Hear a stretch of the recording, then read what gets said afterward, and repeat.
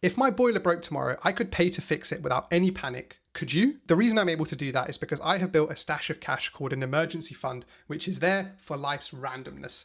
Whether that be a boiler breaking, a tyre popping, or even unfortunately being made redundant, that emergency fund there is there to cover all of those expenses and so that I don't have to stress and panic if any of those things happen, which are already going to be very stressful moments. I would highly recommend every single person has an emergency fund, whether you own a car or a property at all, because unexpected stuff can happen to every single one of us. And if you're having to rely on credit cards or things like that to pay for these things, actually you could be creating a really difficult situation for yourself in the future, where actually you've got a lot of debt that's going to be adding interest over time and making your financial life really, really difficult, as well as your normal life really difficult, having to deal with that unexpected situation. So how much should you then have an emergency fund? Really, anything is better than nothing, but the aim is typically between 3 and 6 months. And so I have 6 months worth of expenses in my emergency fund, which covers all of my fixed costs like my mortgage and the utilities, as well as an allocation of money for my essential expenses like food and those types of things, just so that if anything does happen and I need to use that money,